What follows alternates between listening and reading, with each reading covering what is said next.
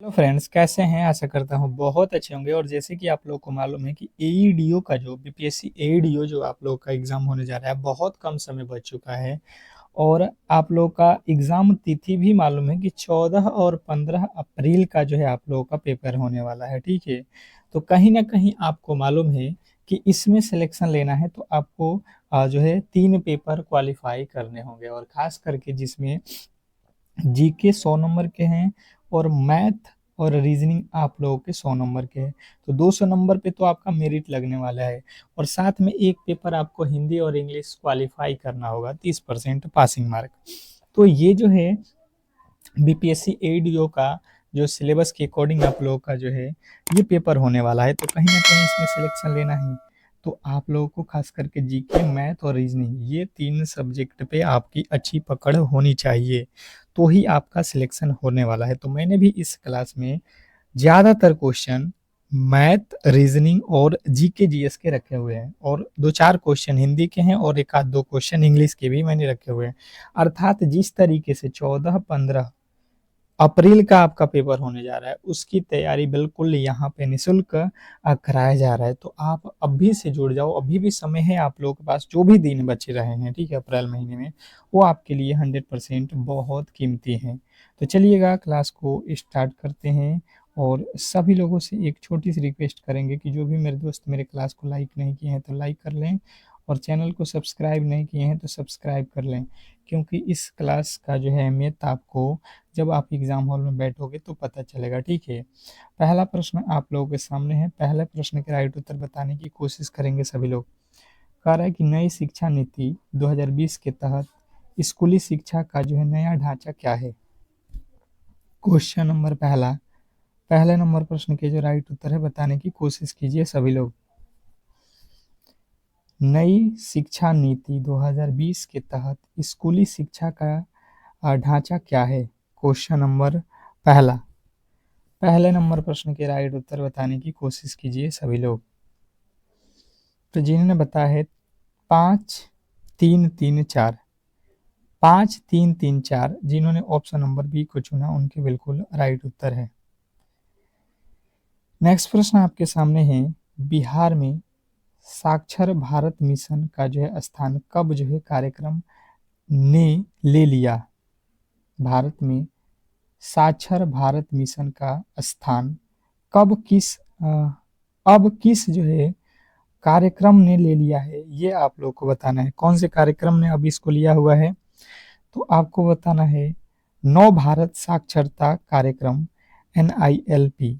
बिल्कुल राइट उत्तर option number सी। Next प्रश्न आपके सामने है, कह रहा है RTE अधिनियम 2009 की किस धारा के तहत स्कूल प्रबंधन समिति का गठन किया गया। क्वेश्चन नंबर तीसरा, तीसरे नंबर प्रश्न के राइट उत्तर बताएंगे सभी लोग। कह रहा है कि RTE अधिनियम 2009 की किस धारा के तहत स्कूली प्रबंधन समिति का गठन किया जाता है। तो जिन्होंने बताया है यहाँ पे धारा 21 के तहत, उनके बिल्कुल राइट उत्तर है ऑप्शन नंबर बी। नेक्स्ट प्रश्न की ओर चलेंगे, और अगला प्रश्न आपके सामने ही, निष्ठा योजना का मुख्य उद्देश्य क्या है। निष्ठा योजना का मुख्य उद्देश्य क्या है। क्वेश्चन नंबर चौथे पे आ चुके हैं, और चौथे नंबर प्रश्न के राइट उत्तर बताने की कोशिश कीजिए सभी लोग। निष्ठा योजना का मुख्य उद्देश्य क्या है। तो जो भी मेरे दोस्त बता रहे हैं, चौथे नंबर प्रश्न का राइट उत्तर, शिक्षकों का एकीकृत प्रशिक्षण, शिक्षकों का एकीकृत प्रशिक्षण। नेक्स्ट प्रश्न आपके सामने है कि बिहार शिक्षा परियोजना परिषद का अध्यक्ष कौन होता है। बिहार शिक्षा परियोजना परिषद का जो है पदेन अध्यक्ष कौन होता है। क्वेश्चन नंबर 5, पांचवें नंबर प्रश्न के जो राइट उत्तर है बताने की कोशिश कीजिए सभी लोग। क्वेश्चन नंबर 5 पे आ चुके हैं, और जो भी मेरे दोस्त बता रहे हैं शिक्षा मंत्री बिहार के जो हैं, बिल्कुल राइट उत्तर है शिक्षा मंत्री, जिन्होंने ऑप्शन नंबर सी को चुना है। नेक्स्ट प्रश्न आपके सामने है, बिहार के किस जिले में विश्व का सबसे बड़ा जो है रामायण मंदिर बनाया जा रहा है? क्वेश्चन नंबर 6 बहुत ज़्यादा इम्पोर्टेंट प्रश्न है, आपको अच्छे तरीके से याद कर लेना है इन सारे के सारे प्रश्नों को। बिहार के किस जिले में विश्व का सबसे बड़ा जो है रामायण मंदिर बनाया जा रहा है? तो जो भी मेरे दोस्त बता रहे हैं पूर्वी चंपारण में, उनके बिल्कुल राइट उत्तर है ऑप्शन नंबर बी, पूर्वी चंपारण। नेक्स्ट प्रश्न आपके सामने है, 1857 के विद्रोह के समय पटना का जो है कमिश्नर कौन था? 1857 के विद्रोह के समय पटना का जो है कमिश्नर कौन था? Question number 7। 7वें नंबर प्रश्न के जो राइट उत्तर है बताने की कोशिश कीजिए सभी लोग। क्वेश्चन नंबर 7 पे आ चुके हैं और जो भी मेरे दोस्त यहाँ पे बता रहे हैं 7वें नंबर प्रश्न का राइट उत्तर विलियम टेलर, बिल्कुल राइट उत्तर है option number A, William Taylor. Next प्रश्न आपके सामने है, विक्रमशिला विश्वविद्यालय की स्थापना किस पाल शासक ने की थी? विक्रमशिला विश्वविद्यालय की स्थापना किस पाल शासक ने की थी? क्वेश्चन नंबर 8, 8वें नंबर प्रश्न के राइट उत्तर बताने की कोशिश कीजिए। तो विक्रमशिला विश्वविद्यालय जो है आप लोगों को याद रखना है कि जो है ये धर्मपाल के द्वारा जो है यहाँ पे स्थापित किया गया है, धर्मपाल शासक के द्वारा, ऑप्शन नंबर सी। नेक्स्ट प्रश्न आपके सामने है कि वर्तमान में बिहार के मुख्य सचिव कौन है? वर्तमान में बिहार के मुख्य सचिव कौन है? Question number 9। 9वें नंबर प्रश्न के जो राइट उत्तर है बताने की कोशिश कीजिए सभी लोग। क्वेश्चन नंबर 9, 9वें नंबर प्रश्न के राइट उत्तर बताने की कोशिश कीजिए। तो जिनने बताया है अमृत लाल मीणा, बिल्कुल राइट उत्तर है ऑप्शन नंबर बी। अगला प्रश्न आपके सामने है, बिहार का कौन सा शहर सिल्क सिटी के नाम से जाना जाता है? बिहार का कौन सा शहर सिल्क सिटी के रूप में जाना जाता है? क्वेश्चन नंबर 10 बहुत ज़्यादा इंपॉर्टेंट प्रश्न है और बीपीएससी खास करके बिहार से रिलेटेड आपको प्रश्न हमेशा ही पूछा है, ठीक है, और आपके सिलेबस में दिया गया है। तो बिहार स्पेशल आपको बेहतर तरीके से याद कर लेना है और यहीं पे आपको सुबह और शाम डेली हम क्लासेज करा रहे हैं जहाँ पे आपको हर एक प्रश्न जो है करा रहे हैं। तो कहीं ना कहीं सिलेक्शन लेना है तो हर एक टॉपिक के हर एक प्रश्नों को आपको बेहतर तरीके से मालूम होना चाहिए, ठीक है। अगला प्रश्न देखिए, कह रहा है कि यदि 12 व्यक्ति एक काम को 20 दिनों में कर सकते हैं तो 15 व्यक्ति उसी काम को कितने दिनों में करेंगे? गणित के प्रश्न है, आप बताने की कोशिश करेंगे। गणित के प्रश्न पे आ चुके हैं, बताने की कोशिश कीजिए कि इस प्रश्न का राइट उत्तर क्या होने वाला है।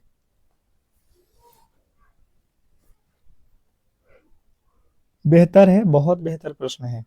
आपको मैंने एक फॉर्मूला लिखाया था MDH वाला। M मतलब होता है व्यक्ति, डे मतलब होता है दिन, तो 12 व्यक्ति 20 दिन, ठीक है।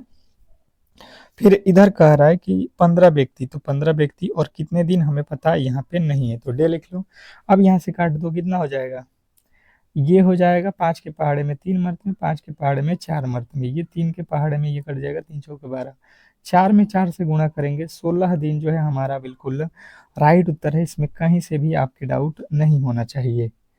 नेक्स्ट प्रश्न आपके सामने है, x अनुपात 18 समानुपात 5:8 में x का मान क्या होगा? Question number 12। 12वें नंबर प्रश्न के जो राइट उत्तर है बताने की कोशिश कीजिए सभी लोग। क्वेश्चन नंबर 12, 12वें नंबर प्रश्न के राइट उत्तर बताने की कोशिश कीजिए सभी लोग। क्या होने वाला है आपका राइट उत्तर? आप सिंपल तरीके से समझने की कोशिश करोगे। देखिए, अनुपात में जो प्रश्न होते हैं समानुपात में, उसको किस तरीके से सॉल्व किया जाता है। मान लो यहाँ पे P है, ठीक है। अब इसको किस तरीके से सॉल्व करना है, तो पहले वाले के गुणा अंतिम में और बीच वाले के गुणा बीच में होता है, ठीक है। ये हो जाएगा XP बराबर, ये हो जाएगा YZ। ये जो है आप लोगों को यहाँ पे फॉर्मूला होता है, पहले का गुणा जो है लास्ट में और बीच वाले दोनों का गुणा जो है आप लोग आसानी से कर सकते हो, ठीक है। उसी तरीके से आपको यहाँ पे पहले का गुणा अंतिम में कर दो तो ये हो जाएगा 3x बराबर बीच वाले का गुणा 1 7 18 25 90। यहाँ से काट दो, x के पहाड़े में कितना हो जाएगा, ये हो जाएगा 3 तरीके 9, x का वैल्यू 30। अगर आपने ऑप्शन नंबर बी को चुना है तो बिल्कुल राइट उत्तर है, इसमें कहीं से भी आपकी गलती नहीं होनी चाहिए। नेक्स्ट प्रश्न की ओर चलेंगे और अगला प्रश्न आपके सामने है, श्रृंखला को पूरा करें। श्रृंखला को पूरा करें, क्वेश्चन नंबर 13। 13वें नंबर प्रश्न के जो राइट उत्तर है बताने की कोशिश कीजिए सभी लोग। क्वेश्चन नंबर 13, 13वें नंबर प्रश्न के राइट उत्तर क्या होने वाला है, बताएंगे सभी लोग। ये जो है रीजनिंग का प्रश्न है, आप देखोगे तो आपको समझ में आएगा। यहाँ पे 5 से 11, 11 से 23, 23 से 47, 47 से 95, तो 95 के बाद से क्या, 5 से जो है 11 कब होगा, 6 जोड़ दो, और 11 से 23 12 जोड़ दिया है, और 23 से 47 24 जोड़ दिया है, फिर यहाँ पे 48 जोड़ दिया है। देखो 6 दूना का 12, 12 दूना का 24, 24 दूना का 48, तो 48 में भी 2 से गुणा कर दो, 96, 96 95 जोड़ दो, 6 5 11, 9 9 18 1 19, 191, 191 जो है आपका बिल्कुल राइट उत्तर है, ऑप्शन नंबर बी। नेक्स्ट प्रश्न आपके सामने है, कह रहा आपका अगला प्रश्न कि एक घड़ी में 9 बज रहे हैं, घंटे और मिनट की सुई के बीच का कोण क्या होगा, क्वेश्चन नंबर 14। 14वें नंबर प्रश्न के जो राइट उत्तर है बताने की कोशिश कीजिए सभी लोग। क्वेश्चन नंबर 14, 14वें नंबर प्रश्न के राइट उत्तर बताने की कोशिश कीजिए सभी लोग, क्या होने वाला है। एक घड़ी में 9 बज रहे हैं, तो घंटे और मिनट के सुई के बीच का कोण आप लोगों को बताना है। तो देखिए 9 बजता है, तो कब 9 बजता है आप जानते हो, यहाँ पे 12 होता है, यहाँ पे 6, यहाँ पे 3 और यहाँ पे 9। आपने घड़ी देखा होगा इस तरीके से घड़ी में, तो यहाँ से देखो जब 9 बजेगा 9, तो एक तो घड़ी मिनट के लिए, और ये घंटा वाला सुई आपको किस पे जाएगा, 12 पे, और एक जाएगा आपका 9 पे, तो 9 और 12 के बीच में कितने डिग्री का कोण बना है, 90 डिग्री। नेक्स्ट प्रश्न आपके सामने है, अंडर रूट 0.009 का मान क्या होगा। मैंने आपको हमेशा ही इस तरीके के प्रश्न बताया हुआ है कि अंडर रूट हो और उसमें पॉइंट के हो तो आपको डरना नहीं है। आप सबसे पहले ये काउंट करो कि दशमलव के बाद कितने अंक हैं, दशमलव के बाद कितने अंक है यहाँ पे, ये अगर आप पता कर लोगे तो आप आसानी से कर लोगे। जैसे 2 और 2 4 गो अंक है आप लोग के पास दशमलव में, तो कभी भी इसका वर्गमूल 2 अंकों में ही होगा, अर्थात एक तो हो जाएगा 0 और इसके बाद 2 अंक होगा, तो एक तो होगा 0 और एक 9 का वर्गमूल होता है 3, तो 0.03 आपके बिल्कुल राइट उत्तर है। नेक्स्ट प्रश्न आपके सामने है, कोशिका के भीतर प्रोटीन का जो है संश्लेषण कहाँ होता है, कोशिका के भीतर प्रोटीन का संश्लेषण कहाँ होता है, क्वेश्चन नंबर 16। 16वें नंबर प्रश्न के जो राइट उत्तर है बताने की कोशिश कीजिए सभी लोग। क्वेश्चन नंबर 16, कोशिका के भीतर प्रोटीन संश्लेषण कहाँ होता है, तो जिन्होंने बताया है राइबोसोम, उनके बिल्कुल राइट उत्तर है option number B, ribosome.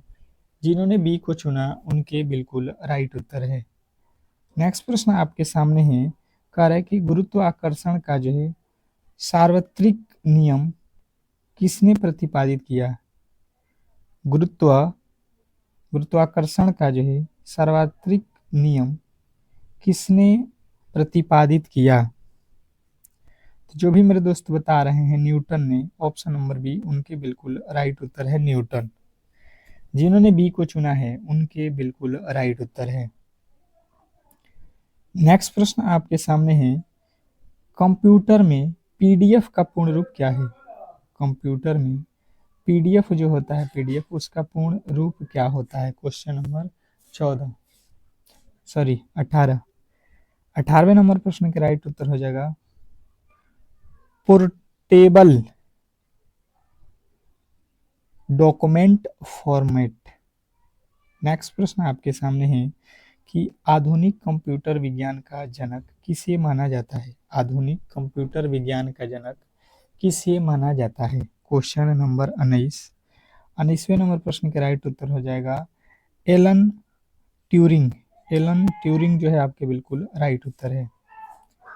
Next प्रश्न आपके सामने है, ओजोन परत के संरक्षण के लिए, ओजोन परत के क्षरण के लिए मुख्य रूप से कौन सी गैस उत्तरदायी है? Question number 20। 20वें नंबर प्रश्न के राइट उत्तर आप लोगों को बताना है कि ओजोन परत के लिए जो आप लोगों का ओजोन परत के क्षरण के लिए मुख्य रूप से जो है कौन सी गैस है? तो CFC यानी कि क्लोरोफ्लोरोकार्बन, ऑप्शन नंबर सी जो है आपका बिल्कुल राइट उत्तर है। नेक्स्ट प्रश्न आपके सामने है, इत्यादि का सही संधि विच्छेद। देखिएगा, हर एक प्रश्न कराऊंगा जो इसे आपका सिलेक्शन होने वाला है, तो कहीं ना कहीं सिलेक्शन लेना है तो आपको हर एक सब्जेक्ट पे कमांड होना चाहिए, तो ही सिलेक्शन हो सकते हैं। तो कहीं ना कहीं आपको सिलेक्शन लेना है तो बिल्कुल हमारे साथ जुड़ना पड़ेगा। तो क्लास को लाइक और शेयर करके यार कम से कम हमारा मनोबल बढ़ाओ, ताकि हर समय आपके लिए हम बेहतर से बेहतर करने की कोशिश करें। तो इत्यादि में आपको मैंने बताया है कि जब भी आधा त आए, आधा अंक, तो इसको हमेशा ही हम करते हैं छोटी ती से। इति प्लस यहाँ पे य में से क्या निकलेगा? आ और दी। यहाँ पे आप देखोगे ऑप्शन नंबर बी जो है आपके बिल्कुल राइट उत्तर है, इसमें कहीं से भी आपके डाउट नहीं होना चाहिए। ऑप्शन नंबर बी जिन्होंने बताया है उनके बिल्कुल राइट उत्तर है, जिन्होंने ऑप्शन नंबर बी को बताया है बिल्कुल राइट उत्तर है। नेक्स्ट प्रश्न आपके सामने है कि जो है कान भरना मुहावरे का अर्थ क्या है? कान भरना मुहावरे का अर्थ क्या है? Question number 22। 22वें नंबर प्रश्न के जो राइट उत्तर है बताने की कोशिश कीजिए सभी लोग। कान भरना मुहावरे का अर्थ क्या है? क्वेश्चन नंबर 22 जो भी मेरे दोस्त बता रहे हैं, कान भरना अर्थात शिकायत करना, बहाना करना, बिल्कुल राइट उत्तर है ऑप्शन नंबर बी। जिन्होंने बी को चुना उनके बिल्कुल राइट उत्तर है। नेक्स्ट प्रश्न आपके सामने है, शुद्ध वर्तनी का चयन करें। शुद्ध वर्तनी का चयन करें, क्वेश्चन नंबर 23। 23वें नंबर प्रश्न की जो राइट उत्तर है बताने की कोशिश कीजिए सभी लोग। क्वेश्चन नंबर 23, शुद्ध वर्तनी, हिंदी का प्रश्न है, शुद्ध वर्तनी का चयन करना है।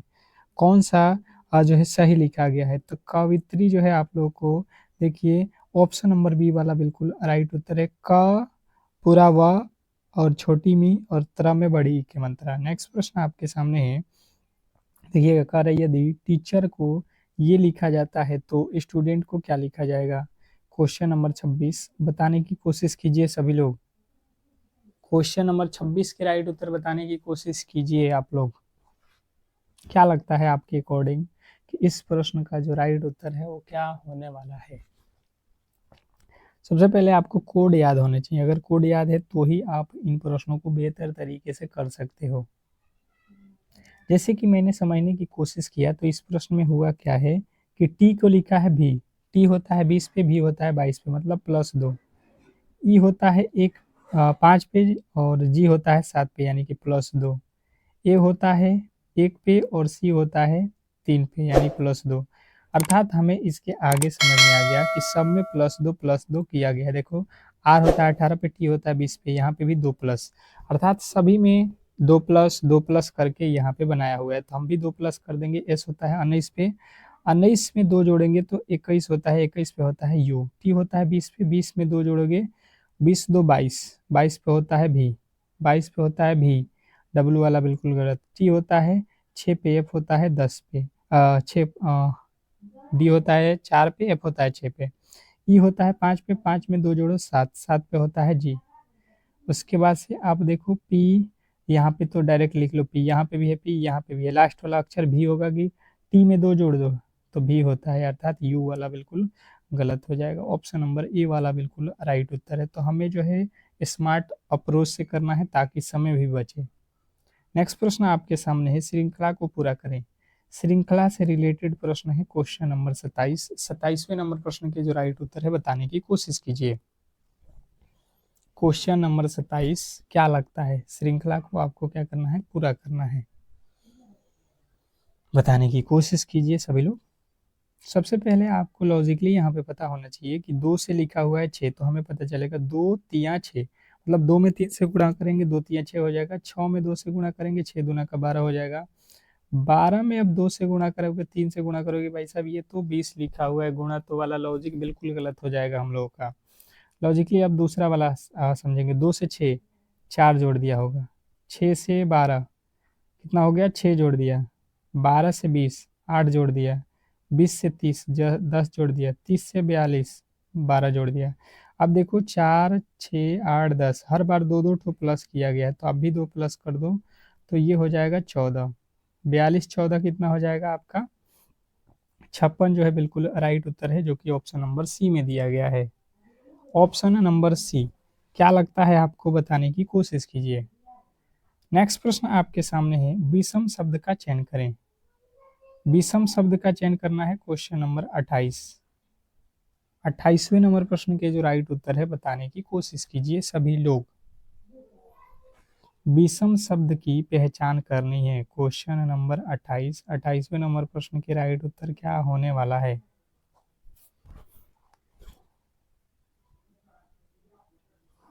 तो विषम देखिए, मील, सेंटीमीटर और गज, ये जो है तीनों के तीनों दूरी को मेजर करता है, जबकि लीटर किसी दूरी को नहीं, ये जो है लिक्विड चीज को नापते हैं हम लोग। Option number C. तो बिल्कुल राइट उत्तर ऑप्शन नंबर सी है। नेक्स्ट प्रश्न आपके सामने है, यदि कल से पहले का दिन रविवार था, तो अपने वाले आने वाले कल के बाद कौन सा दिन होगा। बहुत बहुत इंपॉर्टेंट प्रश्न है, और कहीं ना कहीं आप ऐसे प्रश्नों को प्रेस्टिक नहीं करोगे, नहीं जानोगे, तो एग्जाम हॉल में ये जो आए आपको हल्का दिख रहा है, यही प्रश्न वहां पे गलत होता है। जैसे आप समझोगे, कल से पहले का दिन रविवार, यानी कि सबसे पहले आज पता करो। आज से पहले ये कौन सा दिन हो रहा है, कह रहा है कल से पहले, मैंने बीता हुआ कल, अर्थात आज हमें पता करना है। तो ये वाला दिन कह रहा है कल से पहले का दिन रविवार। यहाँ पे था संडे, संडे के बाद हो गया मंडे, मंडे के बाद ट्यूसडे, ये हो गया ट्यूसडे, यानी कि मंगलवार जो है आज है। तो आने वाले कल, यानी कि कल के बाद, यानी कि ये वाला दिन, कल के बाद वाला दिन हमको बताना है। तो यहाँ पे क्या हो जाएगा, मंगल के बाद बुध, और बुध के बाद क्या होता है, गुरुवार। बिल्कुल राइट उत्तर, हमें गुरुवार पे जाना है। नेक्स्ट प्रश्न आपके सामने है, कह रहा है कि जो है लुप्त संख्या को ज्ञात कीजिए। श्रृंखला श्रेणी के प्रश्न है, और आपको यहाँ पे लुप्त संख्या बताना है, अर्थात इस वाट के स्थान पे कौन सी संख्या आने वाली है, यही आप लोगों को बताना है। जैसे आप समझने की कोशिश करोगे, तो 8 जो लिखा गया है ये 2 का क्यूब है। 27 जो है ये 3 का क्यूब है। 64 जो है ये 4 का क्यूब है। और 125 जो है 5 का क्यूब है। आप देख रहे हो।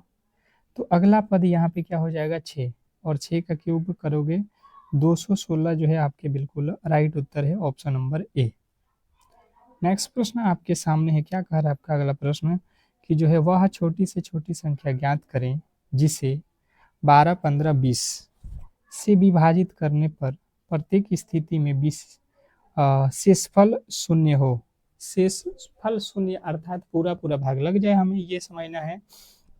वह छोटी से छोटी संख्या ज्ञात करना है जिससे 12, 15 और 20 से विभाजित करने पर प्रत्येक स्थिति में शेष शून्य बचता है। अर्थात हमें जो है छोटी से छोटी संख्या कभी भी कहे तो हमें एलसीएम निकालना है। क्या निकालना है इसका, एलसीएम। छोटी से छोटी संख्या कहे तो आपको जो भी संख्याएं दिया गया है उसका जो है क्या कर देना है, एलसीएम निकालना है। आप 5 से काट देना, और 5 तिया 15, 5 चौका 20, फिर काट देना 3 से, 3 चौके 12, 3 4, फिर 4 से काट देना 1 3, 1 3, और आपका हो जाएगा 1। ये हो जाएगा 3 5 15, 15 चौके 60, 60 तिया, 60 तिया कितना होता है, गलती हो गया क्या जी आपका, भाई 3 उतर गया है भाई साहब। ये 3 3 के पहाड़े में आता है ना, 3 एक में 3, यहाँ पे 3 हो गया था। हाँ, 12 पचे 3 5 15, 15 चौका 60 आपका बिल्कुल राइट उत्तर है। नेक्स्ट प्रश्न आपके सामने है, एक आयत की लंबाई 15 सेमी और चौड़ाई 10 सेमी है, तो इसके विकर्ण की लंबाई ज्ञात करें। देखिएगा प्रश्न में क्या कहा है, कि एक आयत है, ये हो गया आयत। इसने कहा है कि इसकी लंबाई जो है दिया गया है 15, और इसकी चौड़ाई जो है दिया गया है 10। इसमें आपको यहाँ पे भी कर्ण निकालना है, ये वाला भुजा आपको निकालना है, इसी को बोलते हैं कर्ण। तो आप देखो यहाँ पे 90 डिग्री का कोण बना हुआ है, ये 10 का है, आयत है तो यहाँ पे भी 10 हो जाएगा, ये आयत है तो नीचे 15 है तो ऊपर भी 15। तो ये जो है कर्ण निकालना है आपको, आपने क्लास 10th में पढ़ा होगा, ये लंब स्क्वायर कर्ण स्क्वायर आधार स्क्वायर ये कर्ण स्क्वायर के बराबर होता है। तो 10 के स्क्वायर 100 प्लस 5 के स्क्वायर 25 के 15 के स्क्वायर 225, इसको जोड़ लो 325। 325 का वर्गमूल कितना होता है 325 का आप फैक्टर तोड़ोगे तो क्या आ जाएगा 5√13। ऑप्शन नंबर जो है आपका बी ए जो है बिल्कुल राइट उत्तर है। नेक्स्ट प्रश्न आपके सामने है कि जो है 5,000 का 10% वार्षिक ब्याज की दर से 2 वर्षों का चक्रवृद्धि ब्याज और साधारण ब्याज के बीच का अंतर, यहाँ पे देखो बोला गया है अंतर निकालना है, ठीक है। चक्रवृद्धि ब्याज और साधारण ब्याज के बीच का अंतर, तो सबसे पहले आपको फॉर्मूले मालूम होना चाहिए कि अंतर बराबर होता क्या है। तो ये होता है डी, डी मतलब अंतर बराबर होता है मूलधन, मूलधन कितना है हमारे पास 5,000 रुपया, मूलधन गुणे r/100, r/100 2 वर्षों का है ये, क्योंकि 2 वर्ष दिया है तो 2 बार कर दो। अब देखो ये 2 जीरो से ये 2 जीरो और ये 2 जीरो से ये 2 जीरो, यानी बचा हुआ कितना है केवल और केवल 50 रुपये का अंतर है, ऑप्शन नंबर बी। नेक्स्ट प्रश्न आपके सामने है कि यदि a प्लस बी बराबर 10, ए बी बराबर 21, तो ए स्क्वायर प्लस बी स्क्वायर का मान क्या होने वाला है, बताइएगा। यदि a प्लस बी बराबर 10, ए बी बराबर 21, तो ए स्क्वायर प्लस बी स्क्वायर बराबर क्या होने वाला है। तो देखिए सबसे पहले फार्मूला याद होना चाहिए, ए स्क्वायर प्लस बी स्क्वायर बराबर होता क्या है ए प्लस बी के होल स्क्वायर और होता है माइनस के 2ab। आप यहाँ से कर दो a प्लस बी का वैल्यू यहाँ पे दिया गया है 10, तो 10 का स्क्वायर माइनस 2a की जगह पे आपको कितना रखना है 21 ab की जगह पे, तो ये हो जाएगा 100 माइनस 42, 100 माइनस 42 कितना हो जाएगा 58, आपके बिल्कुल राइट उत्तर है। नेक्स्ट प्रश्न आपके सामने है कि जो है एक परीक्षा में 40% छात्र अनुत्तीर्ण हुए, यदि कुल जो है 240 छात्र उत्तीर्ण हो तो परीक्षा में कुल कितने छात्र शामिल हुए। क्वेश्चन नंबर आपके सामने 35वें नंबर प्रश्न के राइट उत्तर आपको बताना है। सबसे पहले आप समझोगे कि 40% छात्र पास हुए हैं, अनुत्तीर्ण हुए फेल हुए हैं, फेल। यदि कुल छात्र हमें पता है कि टोटल जो है उस जो है परीक्षा में 240 लोग बैठे हैं, छात्र उत्तीर्ण हुए हैं नहीं, यदि कुल उत्तीर्ण छात्र ये पास हुए हैं, ये कौन है पास हुए हैं 240, तो कितने जो है लोगों ने कितने छात्र जो है शामिल हुए थे। तो देखिए सबसे पहले आप देखो एक हो रहा है फेल और एक होगा क्या पास।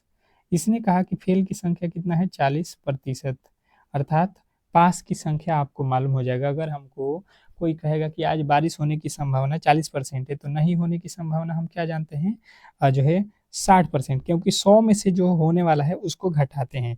तो 40% फेल हुए हैं अर्थात पास हुए हैं कितना 60%। ये कह रहा नहीं, पास तो हुए हैं 240 लोग, तो यहाँ से 1% का वैल्यू हम निकालेंगे, यहाँ से 1% का वैल्यू, तो 1 जीरो से 1 जीरो 6 चौका 24 4।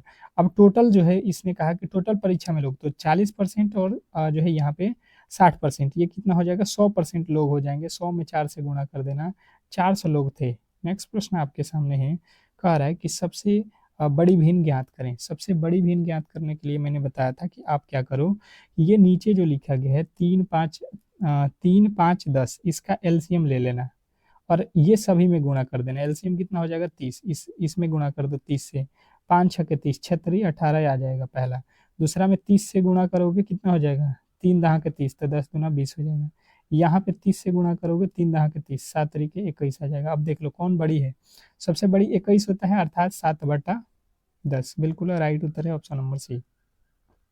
एक पाइप एक टंकी को 6 घंटे में भर सकता है, दूसरा पाइप उसे 12 घंटे में खाली कर सकता है। यदि दोनों पाइप एक साथ खोल दिए जाएं तो टंकी को भरने में कितना समय लगेगा। देखिएगा प्रश्न में क्या कहा है, दो तरीके के जो है नल हैं, एक है पहला भरने वाला, ये 6 घंटा में भर रहा है, इसको प्लस रखना, और एक खाली कर रहा है दूसरा वाला, ये नल का खाली कर रहा है इसलिए हम माइनस रख रहे हैं इसको 12 घंटे में।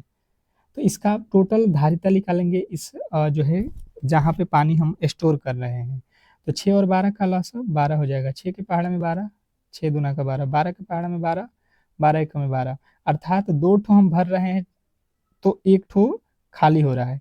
यहाँ से हाँ घटा लोगे, 2 ठो भरे हो अगर 1 घंटा में तो 1 ठो ये निकाल देगा, यानी बचेगा आपके 1। तो 12 जो है टोटल भरना है, उसमें 1 से भाग दे दो, 12 घंटे का समय लगेगा। नेक्स्ट प्रश्न आपके सामने है कि प्रथम 5 सम संख्याओं का औसत क्या है? प्रथम 5 सम संख्याओं का औसत क्या है बताएंगे? प्रथम 5 सम संख्या, तो सम संख्या क्या होता है? 2, 4, 6, 8, 10, यही तो सम संख्या है। प्रथम 5 लिख दिए, इसका औसत देखो, शुरू के 2 ठो काट दो, अंत के 2 ठो काट दो, बीच वाला हिस्सा जो है आपका औसत हो जाएगा डायरेक्ट। आपको याद रखना है क्यों मैंने किया, क्योंकि 2, 4, 6, 8, 10 ये सबके बीच का अंतर बराबर था, 2-2 का अंतर था, इसलिए आपको ये लॉजिक लगाना था। नहीं तो इसकी राशियों की योग बटा राशियों की संख्या भी करोगे तो आपका 6 ही आएगा। सबको जोड़ दो और बटा में 5 कर दो। अगला प्रश्न है कि इसका जो है मान हमें निकालना है। मैंने अभी जो है बताया था कि रूट वाले वर्गमूल कैसे करते हैं, आपको मालूम होगा। यहाँ से रूट निकालोगे, 144 किसका होता है? 12 का, तो 0.1 अंक पे लगा दो, फिर प्लस 36 किसका होता है? 6 का, तो 0.6, तो इसको जोड़ लो तो 1.8 जो है आपके बिल्कुल राइट उत्तर हो जाएगा, ऑप्शन नंबर सी। नेक्स्ट प्रश्न आपके सामने है, ए बी से 2 साल बड़ा है जो सी की आयु का 2 गुना है। यदि ए बी और सी का जो है आयु का योग 27 वर्ष हो तो ए बी का बी का आयु जो है हमें पता करना है। कह रहा है कि ए जो है, क्या कहा है ये समझिएगा, ए जो है ए, ये बी से 2 साल बड़ा है, बी से 2 साल बड़ा है। अर्थात अगर ये है x वर्ष का बी, तो ये हो जाएगा x प्लस 2, 2 वर्ष अधिक हो गया। अब कह रहा है कि जो जो दूसरे वाले की बात हो रहा है, जो सी की आयु का 2 गुना है, सी की आयु का 2 गुना है, सी की आयु का 2 गुना है, कौन? 2 गुना बात कर रहा है, तो ये जो कहा जाता है दूसरे वाला बी जो है 2 गुना है, तो सी भी हमें रखना पड़ेगा। एक सी है, इसका मान लो x, इससे 2 गुना है बी, तो बी का 2 से गुणा कर दो, और इससे क्या है 2 वर्ष अधिक है ए। अब इसने कहा है कि तीनों का योग जो है, तो तीनों का योग कर लो, ये तीनों का योग जो है कितने वर्ष के हैं? 27 वर्ष। आप देख लो कितने हो जाएंगे? 5, और ये 2 कॉन्सोनेंट है, ये आएगा इधर, तो 27 में से 2 घटेगा, ये हो जाएगा 25। एक्स का वैल्यू कट के आ जाएगा 5। अर्थात हमसे पूछा गया है बी का एज, बी का एज कितना था? 2x, तो 2 गुणे 5 कर दोगे, 5 गुना के 10 वर्ष का है कौन? बी। तो इस तरीके से जो है आज के क्लास को हम लोग समाप्त करेंगे, और मुझे लगता है कि आपको बहुत बेहतरीन तरीके से ये क्लास समझ में आ गया होगा। अगर आपको ये डेली क्लास करना है तो कहीं ना कहीं आप क्लास को लाइक करके, चैनल को सब्सक्राइब करके हमसे जुड़ जाओ। मिलते हैं नेक्स्ट क्लास में, तब तक के लिए धन्यवाद।